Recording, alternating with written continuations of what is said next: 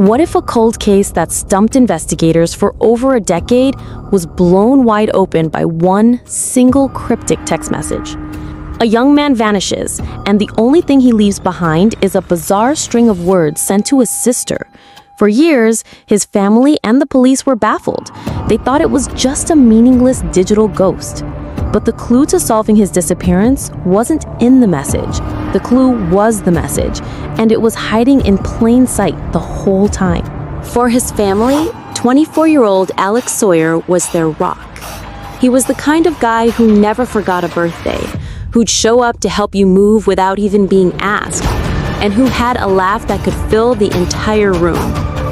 He was also an avid urban explorer, obsessed with the forgotten corners of his city, the abandoned factories, the shuttered theaters, all the old silent buildings that held stories. It was this passion that led him straight into a mystery from which he would never return. On the evening of October 12th, Alex told his younger sister, Chloe, that he was heading out to document the old Stanton textile mill, a place that had been boarded up for 50 years. He promised he'd be back by morning. He never came home. That initial worry quickly spiraled into pure panic. Every call to his phone went straight to voicemail. None of his friends had seen him. When the police were called, a search of the sprawling, derelict mill began. They found his car parked right outside the rusted gates, but there was no sign of Alex himself. The search was massive and dangerous. Cadaver dogs swept through the decaying structures, their handlers carefully navigating treacherous floors and mountains of debris. They found nothing. Investigators talked to everyone, family, friends, co-workers. No one could think of a single reason why Alex would be in trouble or have any enemies. The case went cold, fast. All they had, all Chloe had, was the last message he ever sent. At 9:47 p.m. on the night he disappeared, just an hour after he should have arrived at the mill, Alex sent Chloe a text. It was a jumble of words that made zero sense. It just read, 5 Crown East Raven Barn Nomad. Chloe showed it to the detectives right away. They looked at it from every possible angle. Was it some kind of code, a typo, or maybe just a pocket text? A random string of predictive words his phone accidentally put together. 5 Crown wasn't a street or a local business, neither was Raven Barn. And Nomad just felt cruel. A random word mocking a family whose son had just wandered away forever. They even brought in forensic linguistics experts to look for patterns or a hidden cipher. Nothing. The words were too random and the structure didn't match any known codes. In the first few days, that text was a source of frantic hope. But as weeks turned into months and then years, it became a symbol of their pain. A final, nonsensical whisper from the person they loved. A puzzle with no solution. The case went cold, and the text was filed away in a digital evidence locker. For 10 long years, it was just a ghost in the machine. A decade feels like an eternity when you're waiting for an answer. The world moved on, but for Chloe and her family, they were stuck on that October night. Alex was eventually declared legally dead. Birthdays and holidays felt hollow, always marked by his painful absence. Chloe managed to finish college, start a career, and build a life. But the mystery of her brother's disappearance was a constant, dull ache just beneath the surface. She kept the same phone number, holding on to a tiny, irrational hope that maybe, one day, another message would appear. She would reread that cryptic text, those 6 strange words, until they were burned into her memory. 5 Crown, East, Raven, Barn, Nomad. Over the years, she'd driven down every street with Crown in the name and searched online for any local legend involving ravens. The words became a grim prayer, a mantra of loss she just couldn't escape. The police department had long since moved on, and Alex's file was buried deep in the cold case archives. hope had faded to a barely glowing ember.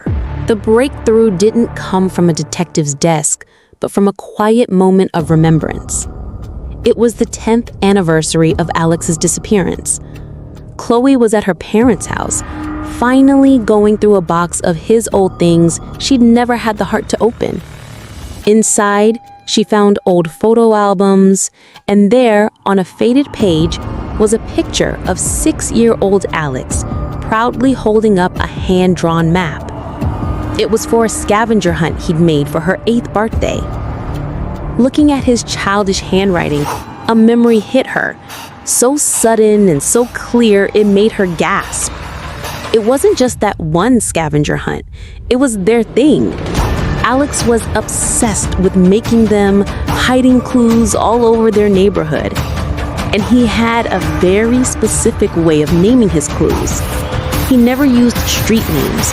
He used landmarks, things only the two of them would get. The Dragon Slide, the 3 Oaks, the Broken Fence. He gave everything a code name. Her hands were shaking as she pulled out her phone and stared at the text for the 1000th time. 5, Crown, East, Raven, Barn, Nomad. What if it wasn't a sentence? What if it wasn't a code at all? What if it was a list? A list of landmarks, a trail. Her mind started racing, connecting dots that had been invisible for a decade. 5, not the number.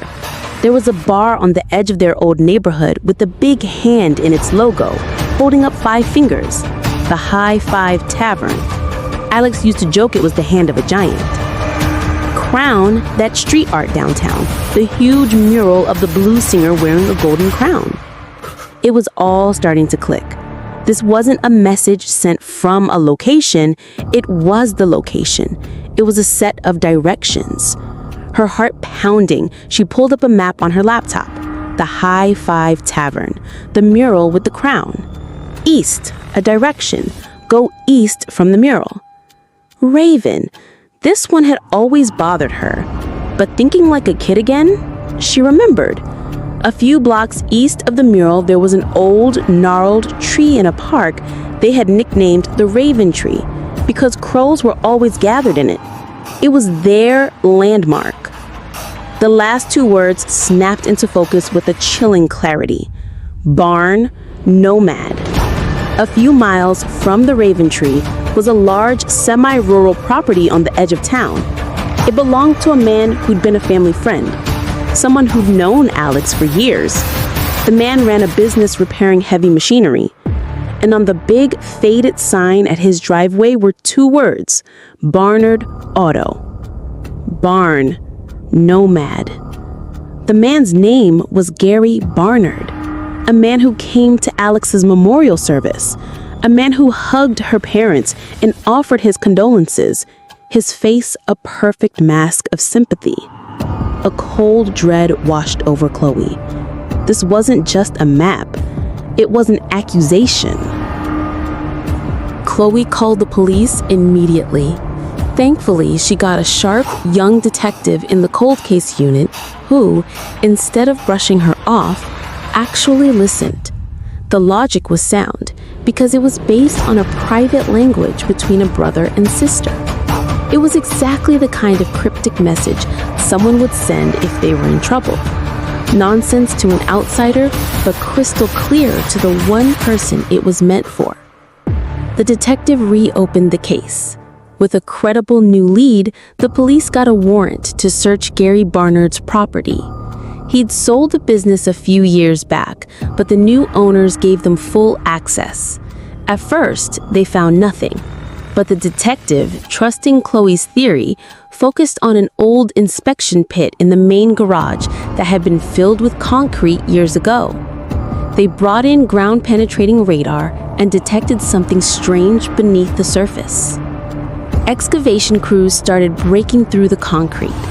Underneath, they found a sealed container. And inside, they found the remains of Alex Sawyer. The rest of the investigation moved quickly. Financial records showed that Alex, through his accounting job, had found out Gary Barnard was embezzling money from clients. Alex, being the good guy he was, confronted him privately to give him a chance to make it right. Instead, Barnard silenced him forever. He lured Alex to his property, killed him, and buried his body where he was sure no one would ever find it. Then he sent that text from Alex's phone, thinking it would be written off as gibberish. He just never counted on the unbreakable bond between a brother and sister. For 10 years, the truth wasn't locked in a safe or hidden in a secret confession. It was hiding inside a 6-word text message.